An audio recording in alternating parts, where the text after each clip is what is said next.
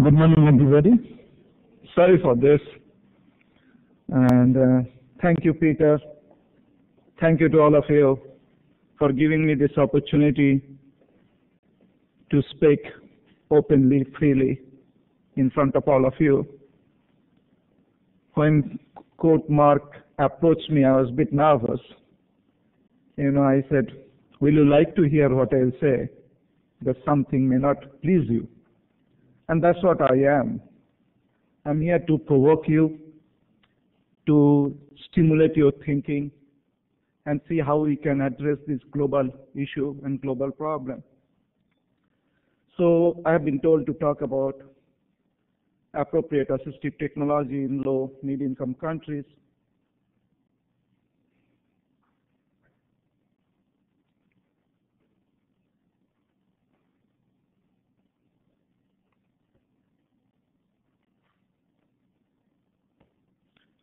So I made this presentation, followed some structure of this workshop, actually focus on the need and what we mean by appropriate assistive technology, service delivery mechanism, and human resource development, policy and funding, research and evidence, and at the end, the conclusion. So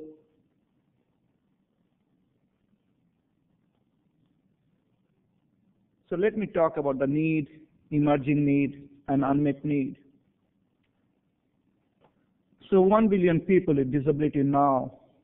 I'm sure most of you have seen the World Report on Disability, which we published, and we said that there is 1 billion disabled people now, and there will be 1.4 billion disabled people by 2050. 700 million older people now, and 2 billion by 2050. At least 80% of them need assistive devices. Some need more than one. More you live, you need more number of assistive devices. So what we say that at least 1 billion assistive devices now, and nearly 3 billion by 2050. Are we ready for this?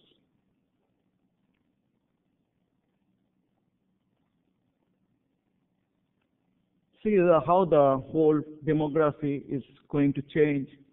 Now it's less older people than the disabled people, but gradually by 2030, 2040, there will be more older people than the disabled people. And we know in most high-income countries, majority of the assistive devices users are not disabled people, they're older people. So we have to look the whole assistive technology in more global health perspective, more in general population perspective, rather than focusing only people with disabilities. So this is what our caption is. We are trying to develop a global movement on this. See, 1 in 5 now, 1 in 3 by 2050. Are we ready? Are we aware of this? Every house will have some older person, will have some functional loss and need assistive technology. Are we ready for this?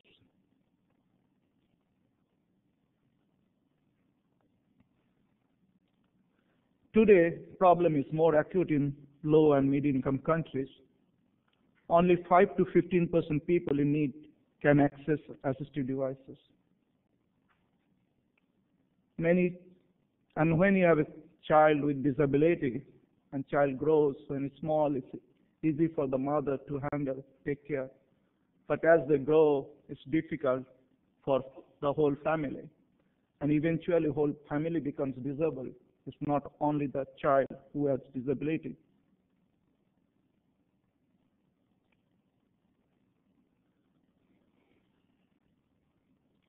Availability and the cost are two major barriers of this poor access rate.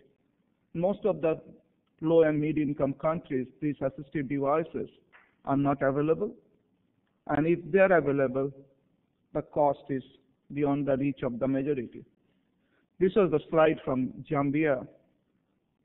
No, this was from Malawi, where in the rural areas, the disabled people are really struggling to get an assistive devices. Now, what we mean by appropriate assistive technology?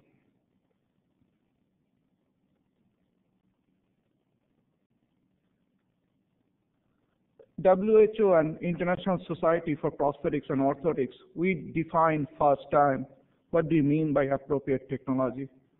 It's a system providing proper fit and alignment based on sound biomechanical principles which suits the needs of the individual and can be sustained by the country at the most economical and affordable price. And based on this, we try to work on definition of appropriate assistive technology. It's the assistive technology which suits the need of the individual and their environment and can be available and maintained in the country at an affordable price.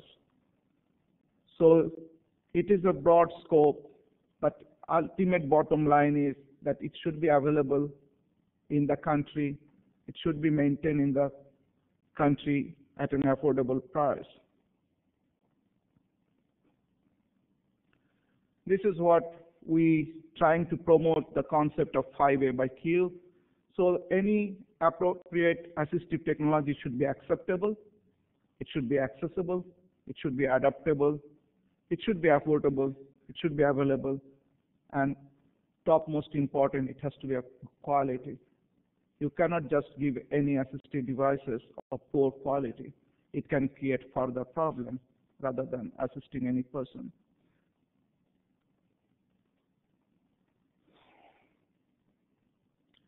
Ultimately, what does it mean? It should be fit for the purpose, suits the need of individual and their environment.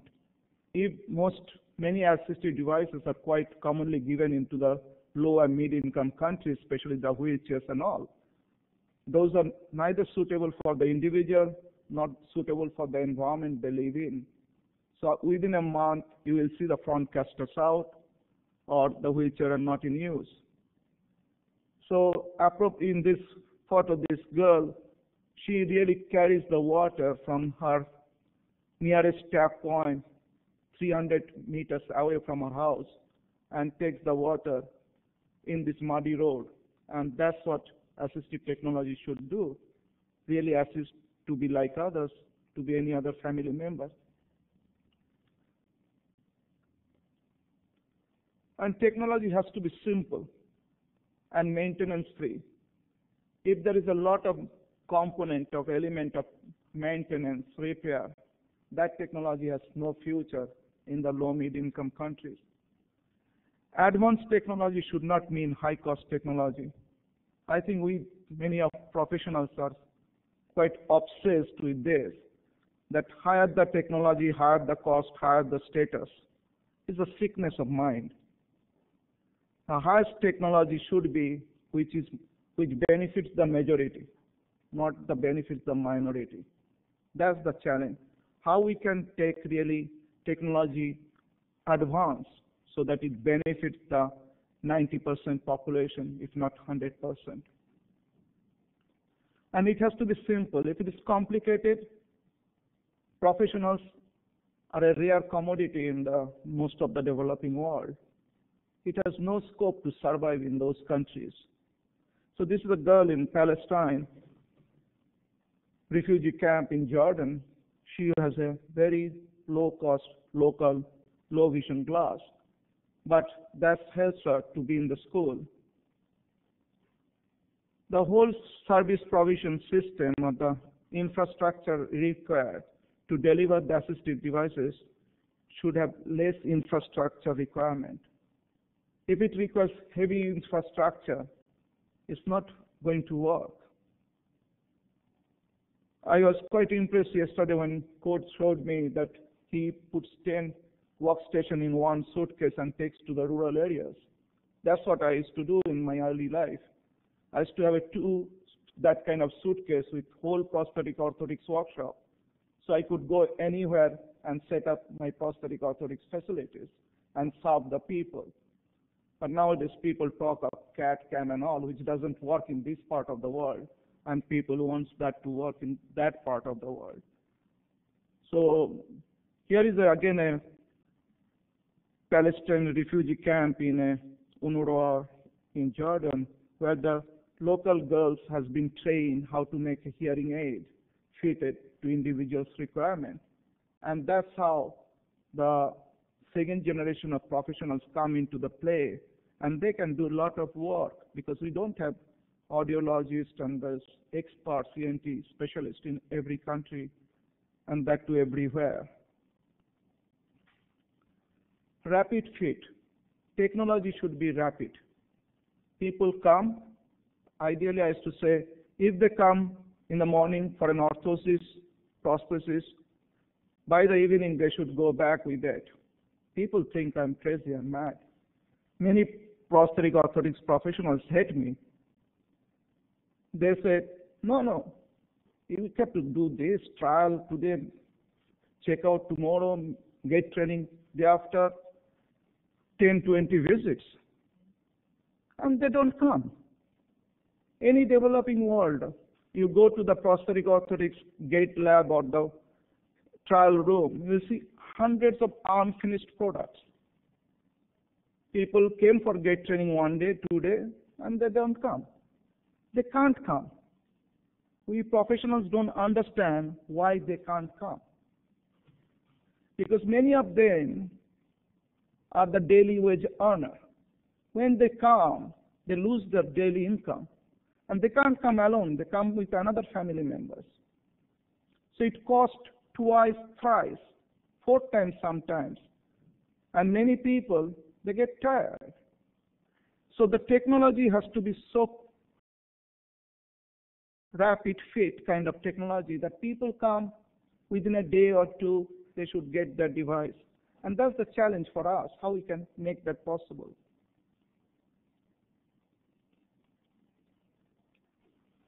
Ensure local repair and maintenance facilities. You have to ensure whatever technology we are talking about in the low-income countries or the technology what we are transferring, it should be locally repairable and maintained. In this photo, this girl from Mozambique, she came to Sweden for some exchange visit, and he's my friend. And every center she was visiting, everybody felt pity on her, how crude elbow crutch she is using. So by the time, in 2 weeks' time, she collected about 20 elbow crutches. And my friend is trying to push her, saying, how bad is your crutch? It's a primitive, it doesn't work. Take this, from Sweden we have given you 20 crutches. And when she flew back, she didn't take any of those. Because those are all aluminiums. She cannot repair in her house, in her home country. This is the metal MS pipe. So if anything goes wrong, she can go to any local welding shop to get it repaired. So people have to think everything before we really advise somebody that this is the best solution for you. Because we don't live in the ideal world. Everybody do not live in the ideal world. Make use of locally available materials. They may not be the best. This is a photo from Solomon Island. This cast was taken in 2011. And more than 1 year, it's waiting on the workbench because the plaster of Paris has to come from Australia. And I said to him, there's no building in your Solomon Island? Yeah. Don't do any plastic painting? Yeah. They don't do any plastic putty before the painting? Yes. So get that plaster from there. They didn't believe me because they have been told it has to come from Australia or Germany. I gave money from my pocket. I said, okay, go and buy 5 kilos. And I showed him, poured him, and next day he was surprised that it can work. I know in my early days, one workshop in Bangladesh was set up by the top people from US. And the workshop closed down after 3-4 years because they were waiting for resin to come from Germany, PVA to come from America, some other pigment has to come from Australia, and never it came together. All came by one. And whenever you used to get by the time you used to get the PVA, the resin is out of date. So you have to keep this in mind. Make use of locally available components as much as possible, even if they're not the best or fancy enough. But those will sustain.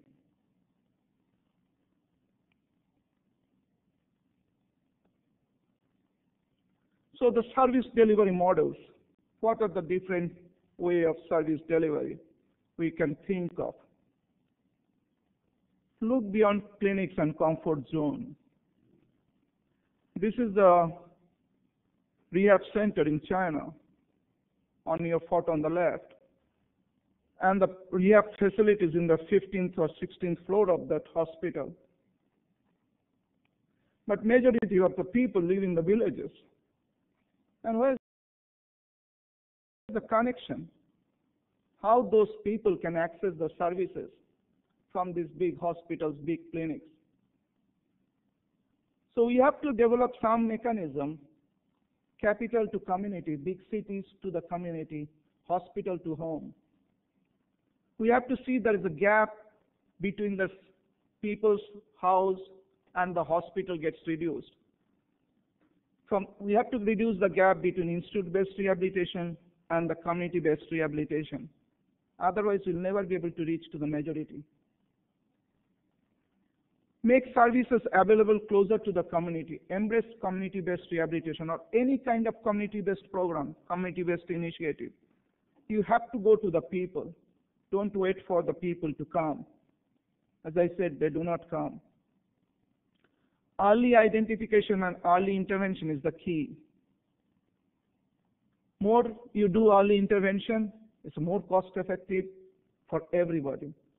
It's much beneficial for the family and the child who goes through all this.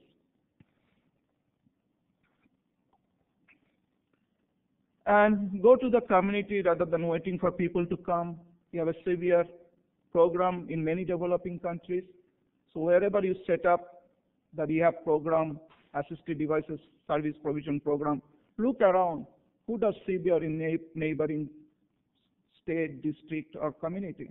And tie up. You don't have to do everything yourself. Tie up. And then you can ensure that more people can get the benefit. And look beyond assistive devices. Many people give the pieces of the wheelchair or assistive devices.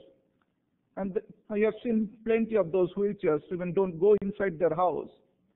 Don't go inside the toilet. So it collects all the rain and the dust. So make sure that whenever you give assistive devices, you need to see that environment is accessible and people can do this. And this is where we stress a lot of gait training, a lot of therapy you can do at home. You don't have to come to the city in the big clinics to do it. And this is much more cost effective than the way we are doing now. Another big issue, in many service providers, we come with our own luggage, I'm a prosthetist, okay, I start a prosthetics program here. I'm a wheelchair, I start a wheelchair program there. I'm a hearing, and people come, and then in the small countries where the resources are limited, you cannot go to 10, 20 different places for different needs.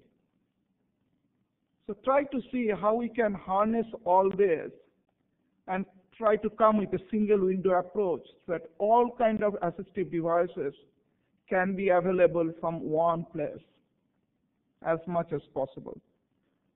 How we can ensure that people which have a multidisciplinary skills, rather than I'm a specialized orthotist, I'm a specialized prosthetist, I'm a specialized hearing aid, it doesn't work. We can't sustain the doctors and nurses in the developing world. how we can sustain this kind of super professionals. And developing world need more jack of all trades than the masters. We need people with a multi skills and who can do. And we are talking nowadays in the World Health Organization, think of task shifting. What you can do if somebody else can do it. Give the task, train them, supervise them, and that way you can reach more people.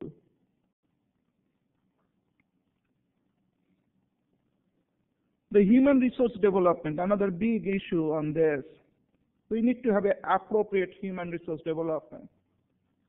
The dot on the left is the total health professionals we have in the world. And we have to, this small group has to take care of this large circle of 7 billion people, which will become 9 billion people. Take it from me. Even if you increase the circle on the left 2 times, 3 times, 4 times, you'll never be able to reach to all. In 1978, WHO UNICEF's Alma Ata Declaration, we said health for all. We are 2013, now we are talking in 2015 post-MDG discussion that we should come again another goal, universal coverage of health.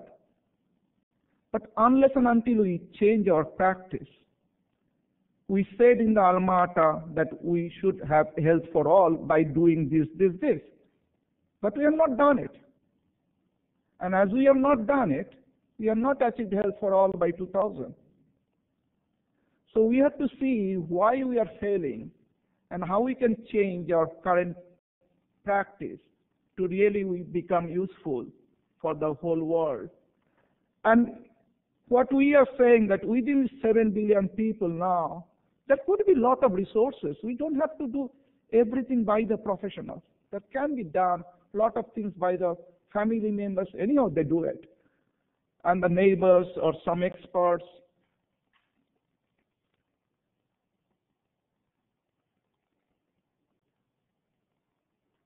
And need different level of human resources.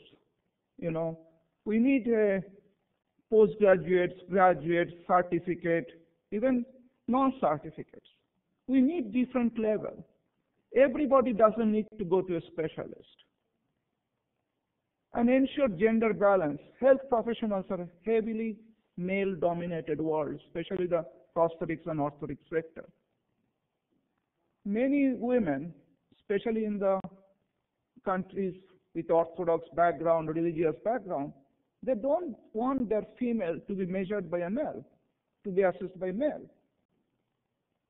We said, you have to come, you have to do, we don't care. But this kind of insensitivity doesn't help us long. And that's what we always promote. There should be more women in the health workforce than the men. And they're much better. Make use of all available resources. Make use of, if you think this is only I know and I can do it, we'll not be able to reach not even 5-10% population. We have to make use of all available resources, doctors, nurses, rehab personnel, health workers, severe workers, family, community members. The trick is how we can find who can do some of our work under our supervision guidance so that we can be useful for the more people. In this in Iran, for every 500 family, there's a family health house, village health house is there. And they maintain all the records from the people. And these are village health workers. They have been trained how to take care of the disabled people's simple needs and when they should contact the higher officials from the district or resources to come for the necessary intervention. So they have demystified the whole rehabilitation and disability intervention quite a bit. So the knowledge is available at the village health workers level.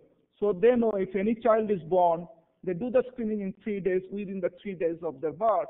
And if they see something wrong, they report to the nearest district hospital. Encourage peer support. However great professionals we are, I have seen from my experience that a user can influence another user much, much better than a professional. So in this, the guy on the left, he's a physiotherapist, he has a spinal cord injury, and he trains others, spinal cord injury people. And this guy always attracts more attention than any other professionals I know, because he is a physiotherapist, he is in the wheelchair, he knows everything. And that makes lots of difference. So the thing is, do we need master level of professionals to make simple ankle foot orthosis? I just give an example, AFO. Or to teach daily living skills or quadriceps strengthening exercise. Especially in this part of the world, every day I come, I hear people are upgrading. Before it was a certificate, then it was a baccalaureate, now master's. So the professions here are upgrading, and the health support for those services are going down. So there is an imbalance somewhere. Previously, physiotherapy, occupational therapy used to get more money from the health system. Now in Switzerland, we get less and less money. But one hand, we are bringing the professionals up. Another hand, we are putting the money down. So as a result, what will happen? People have to make more out-of-pocket payment, and then they will not do it. So we'll gradually go towards the developing world. So we have to really think, does everybody need professionals? Can some of those jobs can be done by a lower level people? 5 is the policy and funding. It's a very important issue. No policy, nothing will work. Quite often, these policy makers, policy implementers, and the right holders are in the different poles, North Pole, South Pole. Policy makers, they think, my job is only to make policy. Whether it works or doesn't work is not my headache. Implementers say, oh, these are the idiots. They sit in the air-conditioned room somewhere in the UN. They make the policy they don't understand. And the beneficiaries do not understand anything. Anyhow, whatever comes, we take it. So the trick is that how we can bring all these 3 stakeholders together and have a policy with adequate budget allocation. In the low mid-income countries, I have seen enough policy. There is everything fine on the paper, but there's no budget allocation. No budget allocation and a policy is just a piece of paper. So we have to ensure whenever we talk about the policy, it should have adequate budget allocation.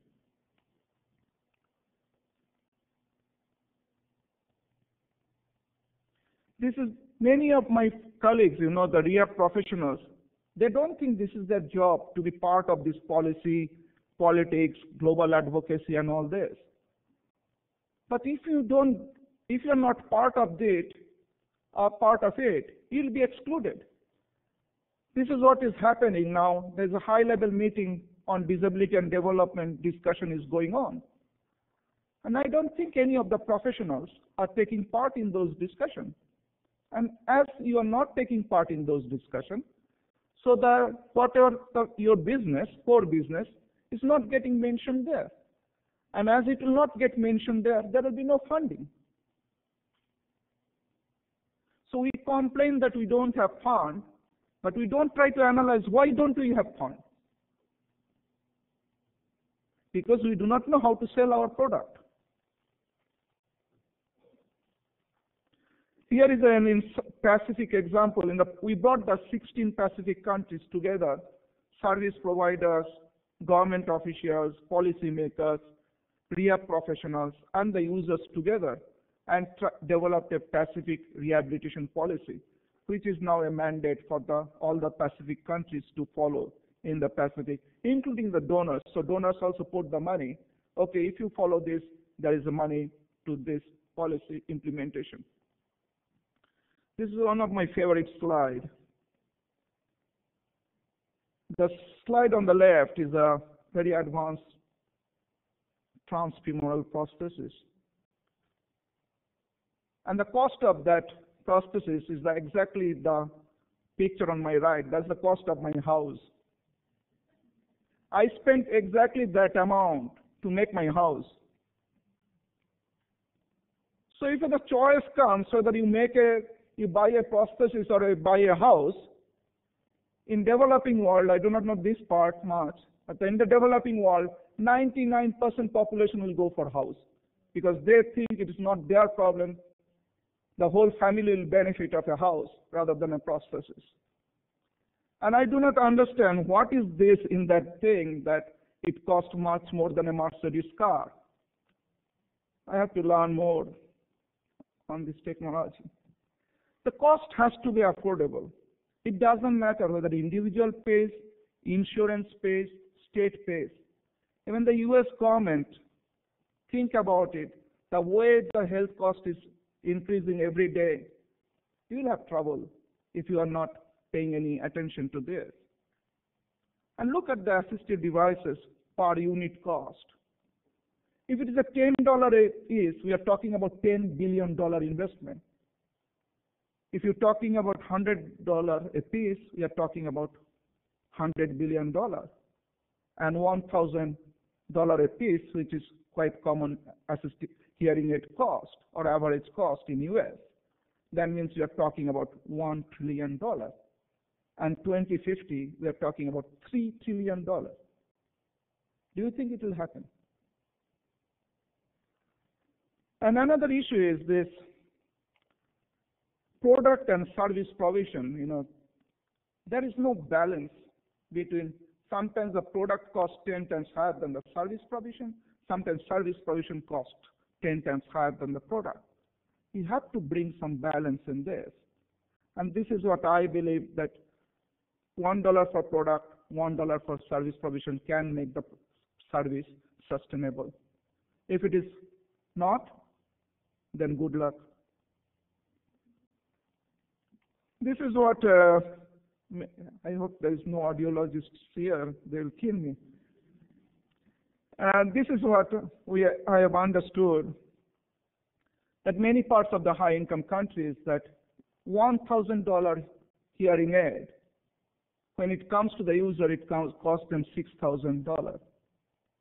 There are so many layers in between. And your insurance or health company, health insurance, they pay certain percentage of it and rest of this out-of-pocket payment if you want to have a quality hearing aid. And some Nordic countries, they told me I can get one from the state, but one I have to buy. So I always go for one because I don't buy. So you have to really see that, is it really that hearing aid should cost $6,000? Cannot we make, does everybody has to go to the specialist? I was telling Peter, I went to a optometrist, ENT eye specialist for my eyeglasses only when I went for the fifth glasses. Before I went to the local shop, I was going for 0.25, 0.5, 0.75. Only when I crossed one, I went to the eye specialist to check my eyes and really get. So if I have a 10% hearing loss or 20% hearing loss, do we have to go through all these layers? Can't we have some ready-made P-set hearing aids and see whether it helps me or not? And can't I have it at a 1/10 of the price?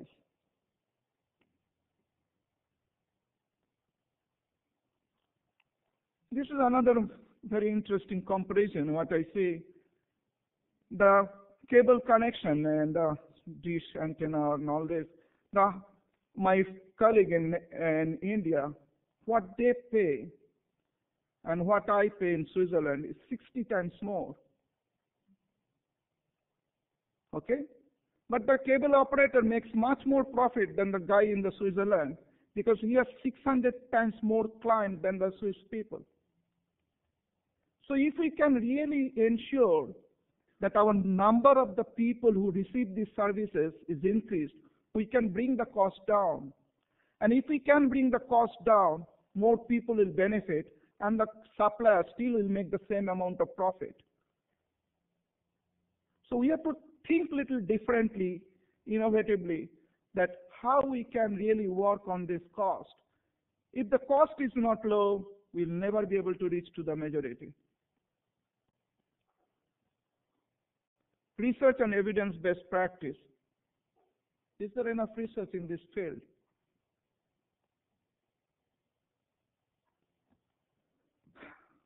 If you do this research in all this PubMed and all, you'll find there are about 8,000 articles on assistive technology. And if you connect it with and developing countries, there will be only 30 articles.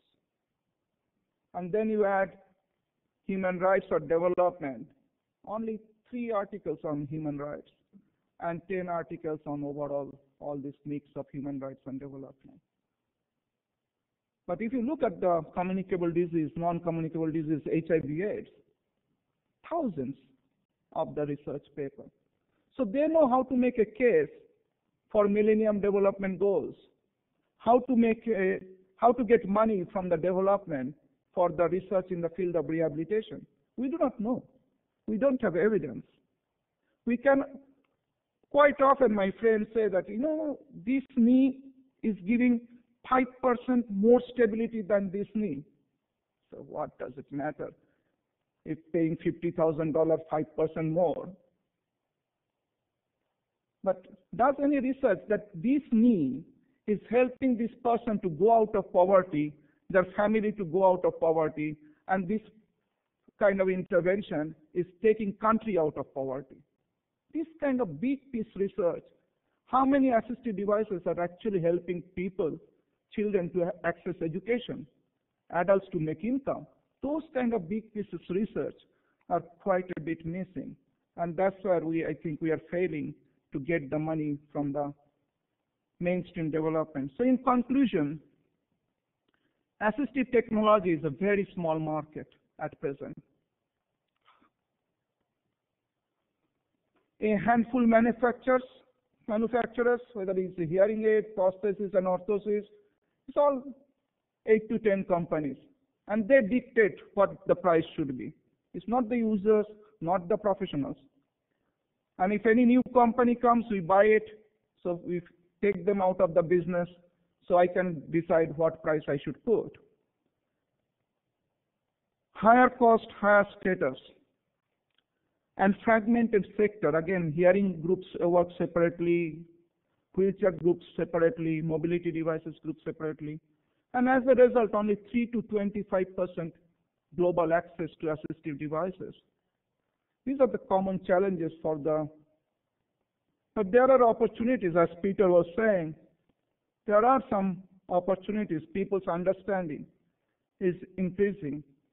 Convention on the Rights of Persons with Disabilities is creating a big opportunity. At least there are 4 articles on the convention, is quite a bit dedicated on assistive devices. And there is also a greater need due to the emergence of, as Peter was saying, non-communicable diseases, conflict, road traffic injuries, and most importantly, aging. Keep this aging in your head. All our resources will go in that sector in coming years. Technological advancement, you see iPhone 5 now or Galaxy S4. So every day technology is advancing. And emergence of other economies like Brazil, China, Russia, India, South Africa. So there are other economies that are coming up. And best thing what I like is economic recession. I am sure many of you will kill me for this. I like economic recession. I think plenty of wealth is creating plenty of problems. And I see it in my own home. My sons are, I think, less innovative than I was because I had nothing and they have everything. So they spend most of the time on the Xbox and PlayStation. The current trend of copy-paste technology transfer from the North will never work in the South, as realities are different. This is in the Dakar, Senegal. They have exported all the Japanese technology and the components in Dakar. some of these technology materials will not survive even that temperature.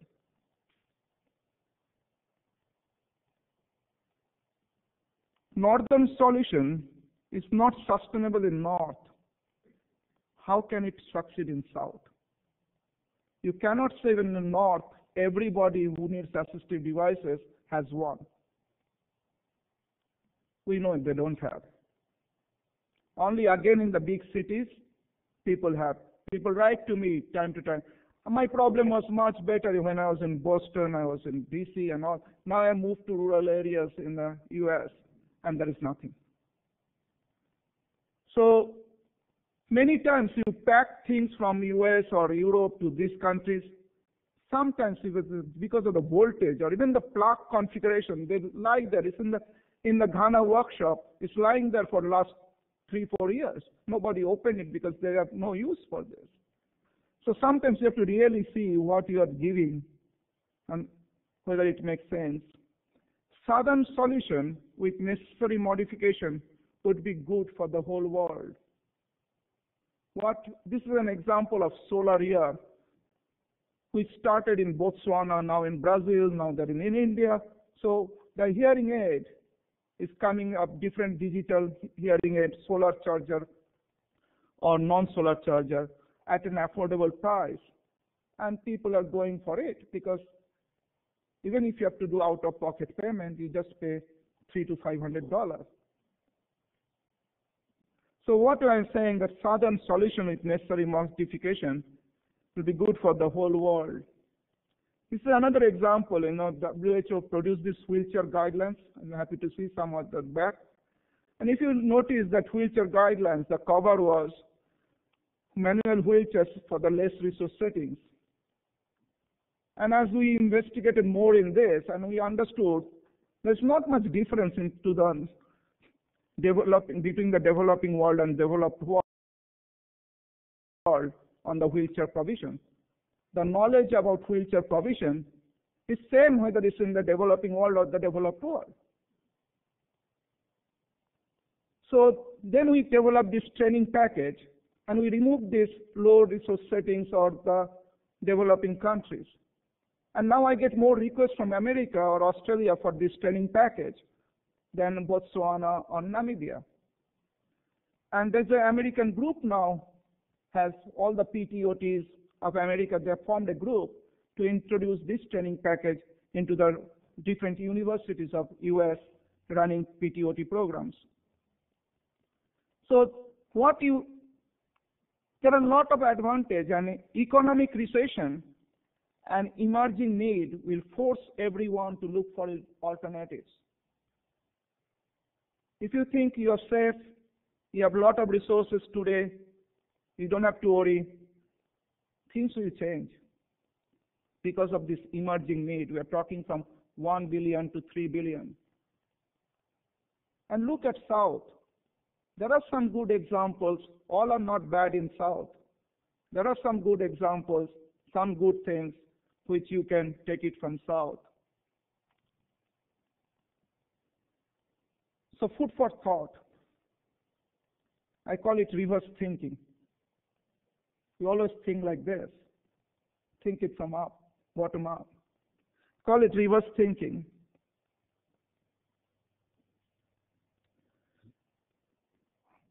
Jesus Christ, Allah, Buddha, whether it's Gandhi, Mandela, or Dalai Lama, all came from South. Thank you very much.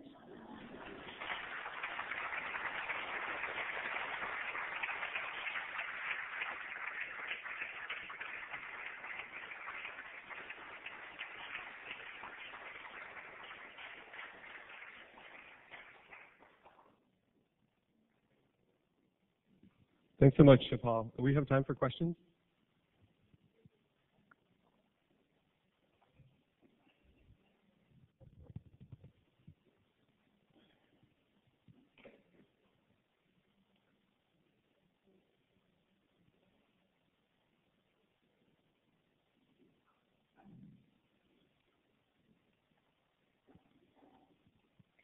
Hi, my name is Marianne McGowan. I'm with Prosthetics Outreach Foundation, and I agree wholeheartedly with everything that you said there in terms of sustainability. We work, our whole approach is about that, working in low and middle income countries and finding local solutions with local materials and appropriate technology. The issue, of course, is the funding side. So it's great to see that there is a proponent higher up who can really push that agenda. But how would you suggest that we kind of get that type of information out there so people, I mean, is it just the research? Should we really invest in that, or is there other things that we can do? Thank you. Thank you very much. Research is one piece. It's a politics. You have to see how the medicines is going to the developing countries. We have to learn from the different examples how things have changed in the low and mid-income countries, mainstream development. But what we understand, research is one piece. Some champions. You need the champions in your country. You need somebody with a closer, somebody in their family has some disability. It works like a miracle. You know, when I came to the sector, China was 25 years behind India. And now they're 25 years ahead of India. And one person, the president's son, he was paraplegic. He made that difference. So don't quote me this, but we need champions. We need champions. We need ambassadors. We need professionals. We need UN. We need even the manufacturers. We are trying to tell manufacturers, look, in the medicine, in the drug world, what they do, there is a unit in the WHO called UNITAID. They buy the bulk medicine from Novartis and big companies. As they buy in millions, so they can get the price down by 1/10. So even the hearing aid groups has told me that if you buy a million hearing aid, that $1,000 hearing aid we can give you in $100. So we have to find different mechanism how we can ensure that we can still have the same quality, but at an affordable price. And we need everybody to work together. And with the research, with evidence, your case become more stronger.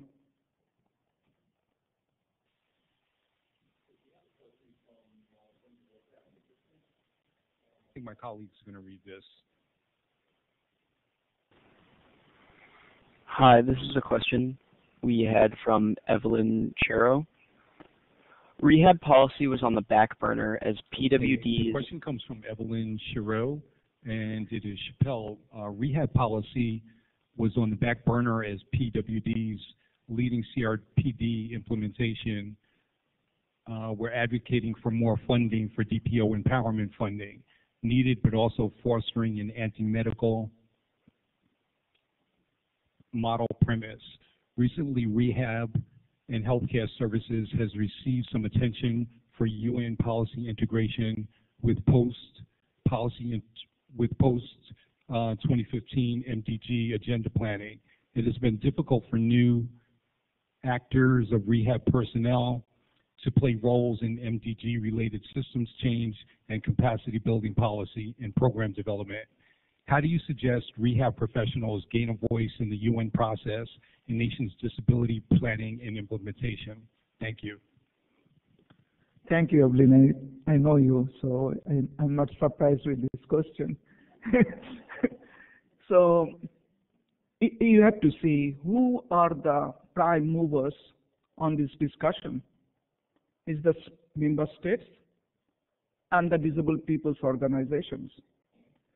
UN, DESA, WHO, UNICEF, we are on the sideline. We do have some, but actually people who can make difference is the member states, the countries, government, and the disabled people's organization. So the rehab professional has to talk to these two groups and try to see that what they are doing, that gets included there. But to do that, you have to really make a case that they believe you. Because many times, many disabled people's organizations, they don't believe you because they think you want to make money out of their disability.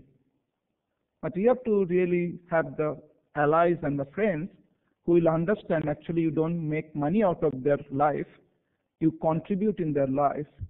And if you can prove that, they will be your big ambassador.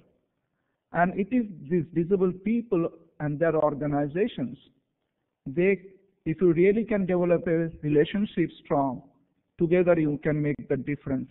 But you alone, I don't think you can do it.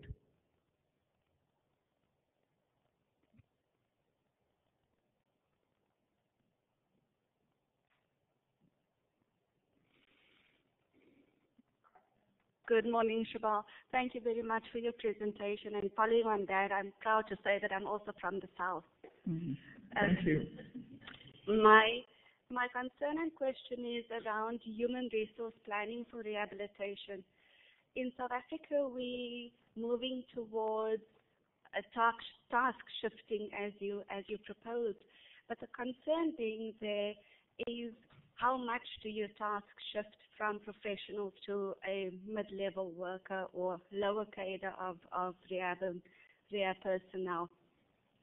And this process is being stymied by professional bodies because they are concerned that the government won't employ professionals anymore, but rather employ the lower level rehabilitation worker. What's your response?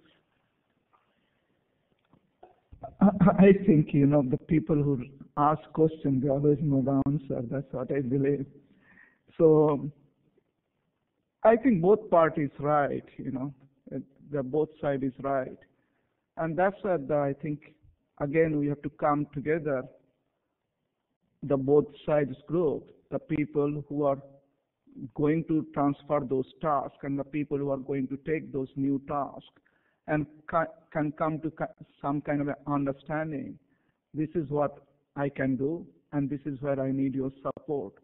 And that kind of a discussion, I think, WHO is quite pushing in many countries because we have realized that WHO's norms is that you should have at least 23 health professionals per 1,000 population.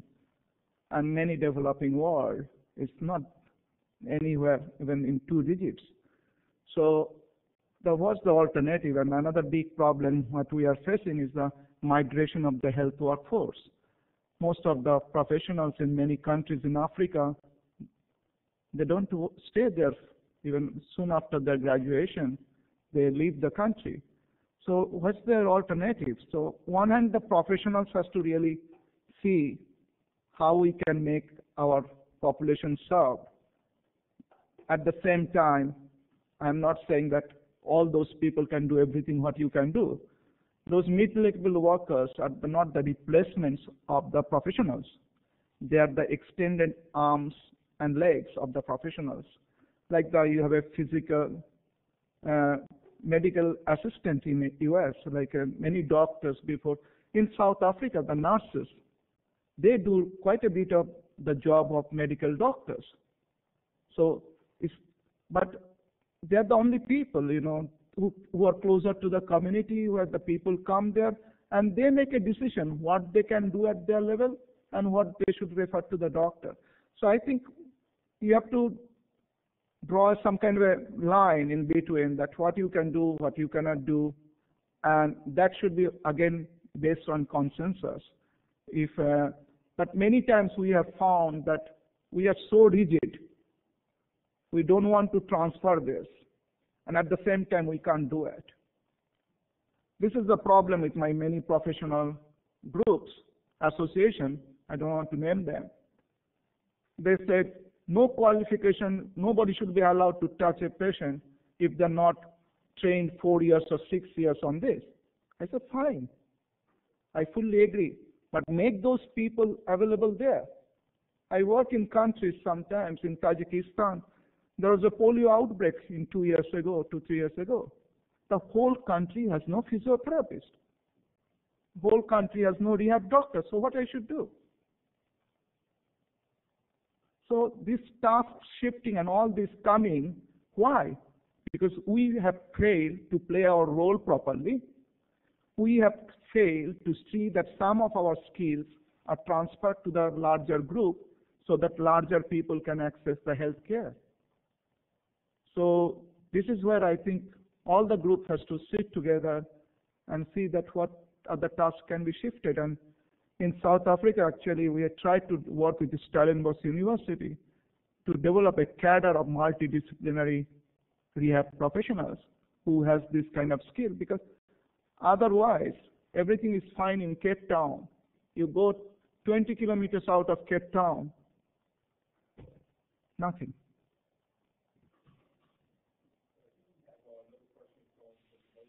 There was one hand here before. I think we're going to go back and forth between Okay, yep. Hi, so this is from Mr. Atanyaki, I believe, and he says, hi, I'm from Sri Lanka. My personal experience with assistive devices relates to my husband, who is in a wheelchair, who is a wheelchair user and also a user of a special corset due to scoliosis. True, there are locally developed products, but our experiences have always been that the quality is low. Most of the time, the experience is very uncomfortable. Therefore, we end up looking for imported devices which are much more expensive. How can the quality of locally developed products be improved? It is often understood that high-quality raw materials and technology matter a lot. Comfort means a lot to a person who has to use an assistive device 24/7. Thank you very much. I completely understand the question and the issue. Technology is good if the users of the technology is equally good. Many times we have seen many of these components come, or the technology comes, and users have no skills to handle those technologies and then it becomes a more mess.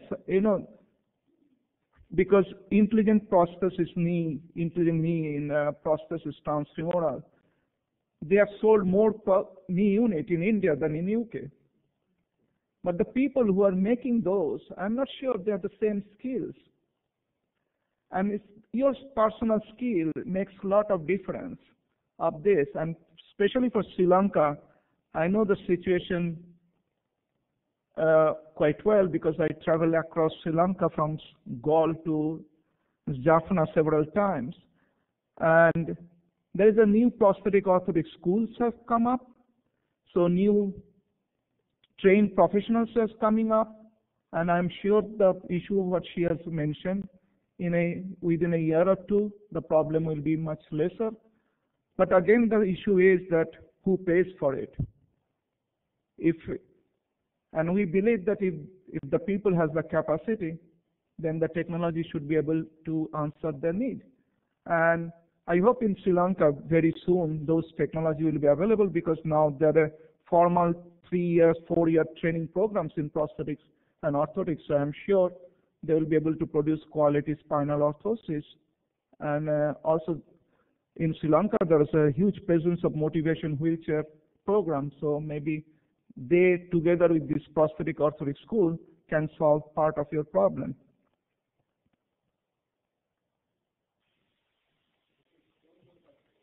Yeah. Hi, my name is Randy Earl, and I'm a wheelchair user and also an advocate trying to increase access for people with disabilities.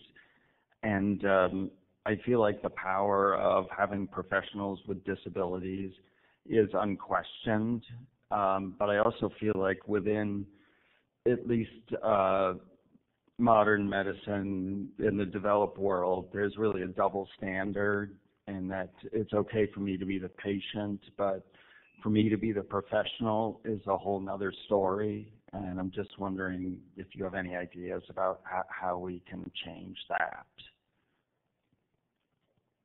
Thank you. I think law is in your hand. There is a lot of law, and the convention now is going to support you to claim your rights. So because of your disability, people cannot deprive you from acquiring any professional skills. And there are some court cases that have gone up to the Supreme Court on this, and people got a favorable. I know a few of my colleagues in USA who are in wheelchair, and they're medical doctors, and one is rehab professional. So things are changing, but there's a prejudice everywhere. So long culture, religion, all has their role in play. So things will change, and that's why we need positive role models and more advocates like you that saying, look, it is possible, and we can do it. And more people we see in the mainstream, more disabled people we see in the mainstream service provision, I think that things will change quite drastically, and it will change quite fast. And that's what I think assistive technology, when some people have some difficulties to perform the job like others, but assistive technology can play quite a bit of add-on values to ensure that they are at par with others. And I am sure, I'm very optimistic, things will change. Things change. So thank you very much.